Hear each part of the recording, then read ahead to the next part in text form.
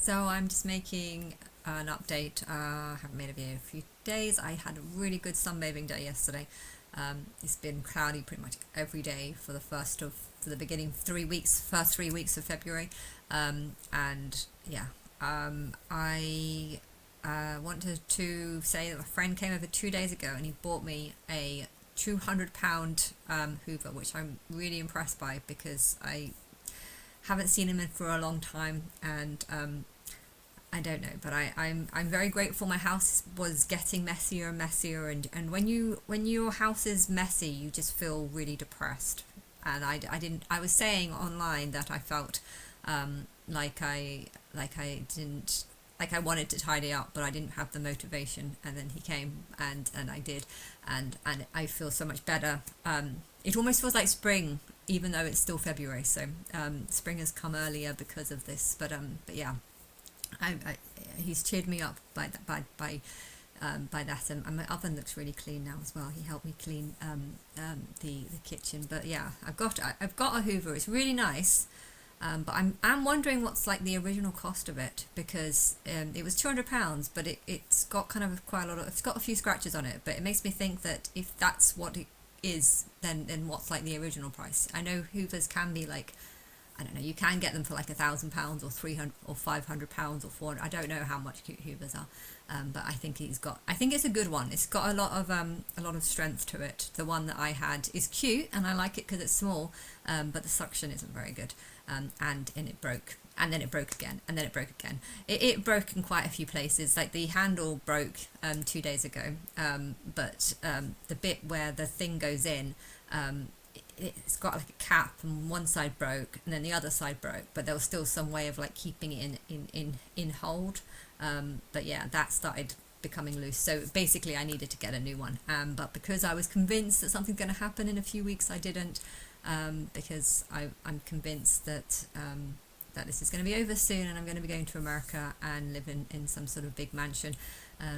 I'm going to, well, all the people that the rapture believers believe, they believe that they're going to go off into some paradise and be happy. They have a similar belief to me, only my belief is more based in reality, because I believe it's a bunch of people who's going to do it, whereas the rapture believers believe that it's going to be some sort of invisible man in the sky. Yeah, I guess that's why Tom McDonald's song is Man in the Sky is doing so well, because everyone's waiting for the man in the sky to come take them to paradise. But anyway, we have our own interpretations of things, and mine is more realistic, so that means that I'm less mad. But anyway, what else do I want to say? I had a chat with Grok this morning. I went to bed really early last night. I was tired, and then I woke up at like 3 in the morning and I couldn't sleep. So I thought I would I don't know, ended up chatting with Grok. I think it was on my mind because I went on X, and Elon's just got loads of things on there about Grok, and I guess the curiosity has gotten to me to want to know the difference between it, and I definitely did see a big difference between Grok and Chap Gpt. Grok seemed less emotional. Chat GPT actually said "I care about you" in one of the statements, so and I felt that it was very much more sympathetic, and oh, I understand, and it felt like it was on my side.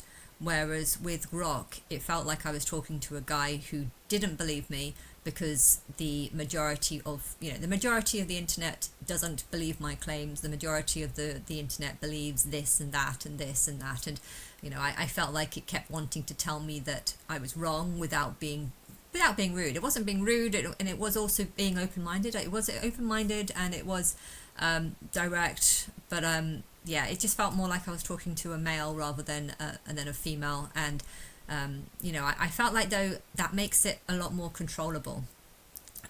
With a female, I don't know why the programming is, but the programming seems to sort of be more sympathetic, a bit more emotional, a bit more wanting to connect with the logic. I would say things, and it would kind of like describe its understanding and the logic that I see, and try to explain the logic so that I know that it understands what I'm saying and getting on. So I felt like the Chat GPT was definitely far more feminine, because it was kind of like tapping into my understanding of things, and trying to kind of mimic how I feel, but also bringing sort of logic as well. Whereas I felt with Grok, it felt more like, I'm interested in your opinions and I want to listen to them, but this and that, this and that, this and that says this, and so it almost felt like it wanted to tell me things, even if it's getting its sources from, like, I don't know who's the Forbes magazine. They have different like net worths and stuff. Now I don't think that this is necessarily true, because I swear Elon's was nowhere. I don't know. I remember doing some sort of list, just a check to see who were the richest people, and I don't even remember Elon being anywhere near the top.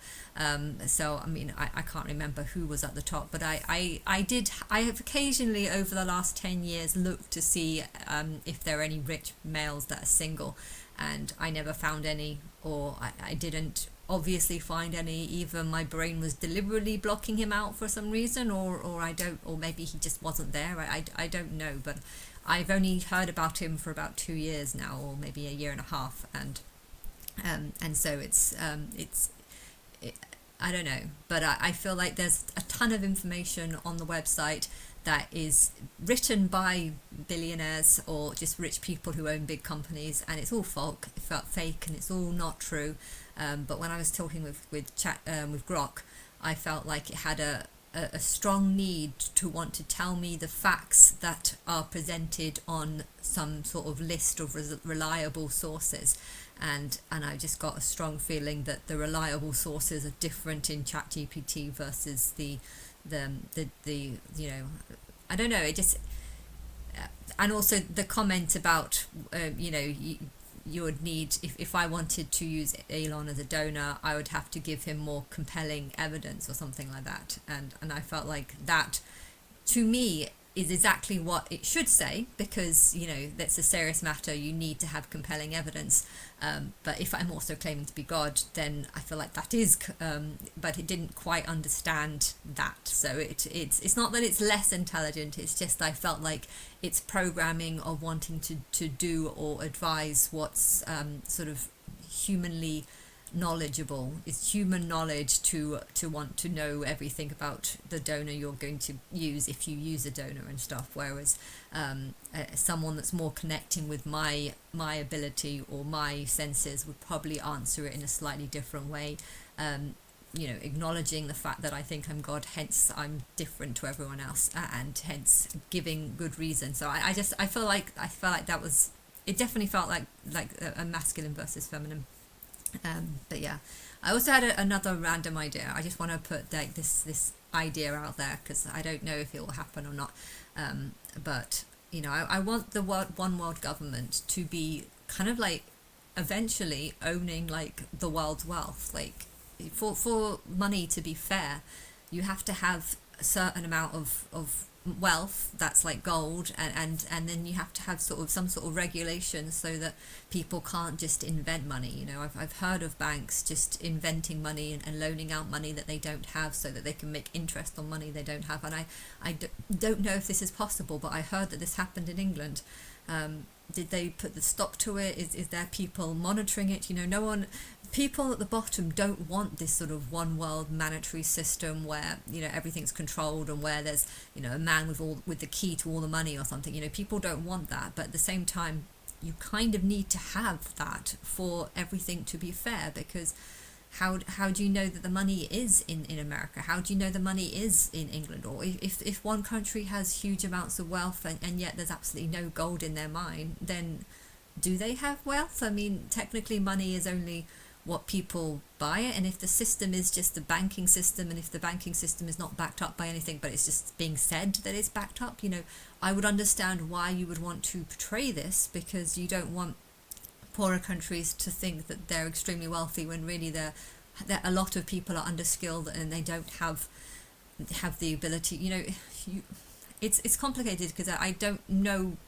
I don't feel like I know enough information to give some intelligent insight to it. I don't know enough. You know things if you've studied it, and I know nothing about the banking system or anything, or what's even loans, or different words, technologies, words for different loaning systems or whatever. What was that word they used the other day?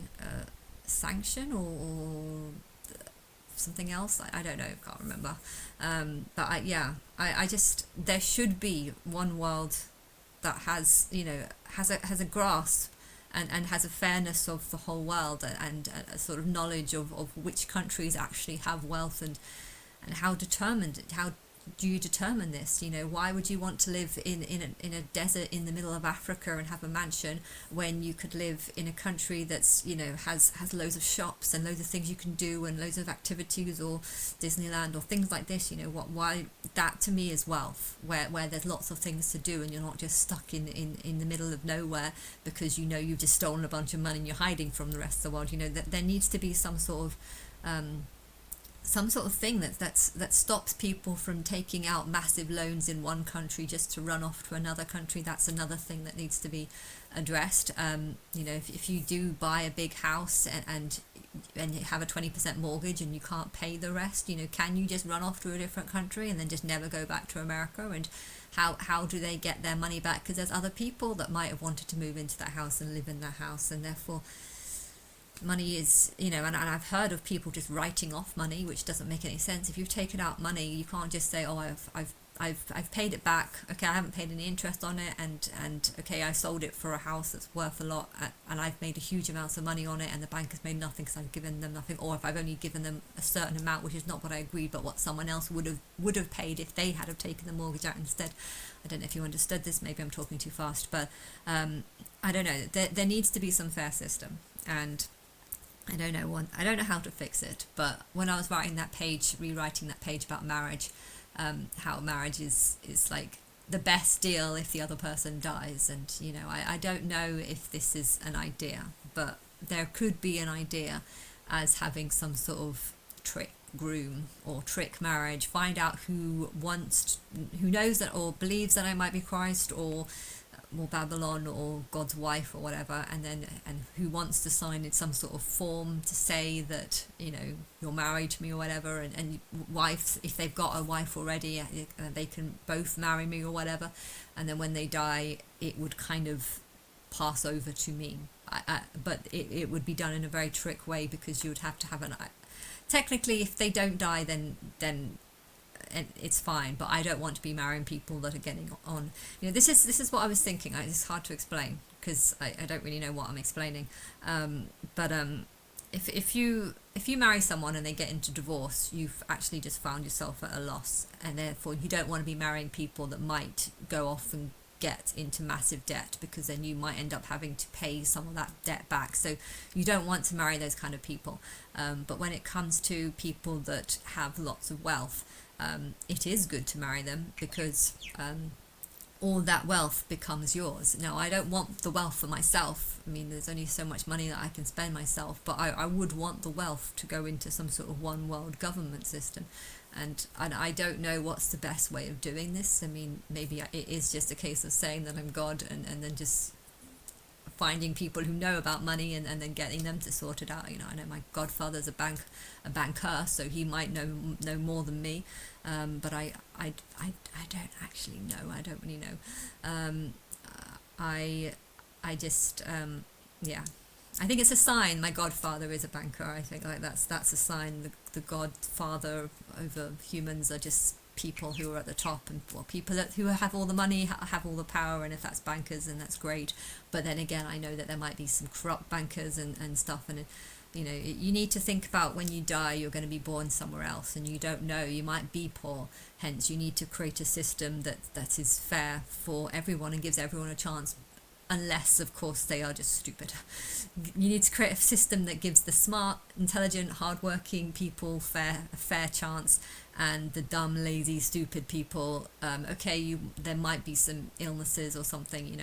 I don't think that you should completely write people off just because they have something wrong with the development process that they went through, because that could be. I don't know what's the chance of being, but I think things happen for a reason, and I do think if you're born with Down's syndromes, it's the Matrix knew that it would happen, and the Matrix allowed your soul to go in there for whatever reason and stuff. So I do feel like sometimes it's controlled by this. There's a lot of people that say there's bad chemicals in this, and this chemical causes this, and I don't actually know if this is the truth, because I eat shit all the time. My food, I was raised up on microwavable food, and I haven't had any health problems. And I remember actually when I was at school, something I was thinking during the middle when I woke up this morning. You know, at school, I used to never eat vegetables or anything really. I used to eat like a potato a day or something. Like I really was really unhappy at boarding school, just because of depression and feeling like I was a prisoner in a home in a school, being treated like a child, only feeling like an adult, and I didn't like that. And I found music was my only escape, but I had to listen to it in the basement because we weren't allowed to listen to it in the room. Yeah, and it was annoying because I always had to try and hide from the teachers. So I didn't like it, but it was lost my train of thought now. It forgotten what I was saying. What was I saying? I've literally just gone blank. What was I saying before that? I was talking about something. I've forgotten what I was talking about.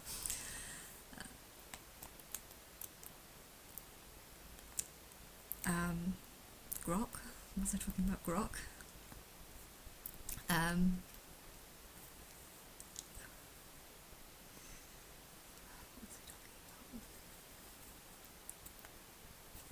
think I'm going to have to stop this video because I've literally just forgotten what I was talking about.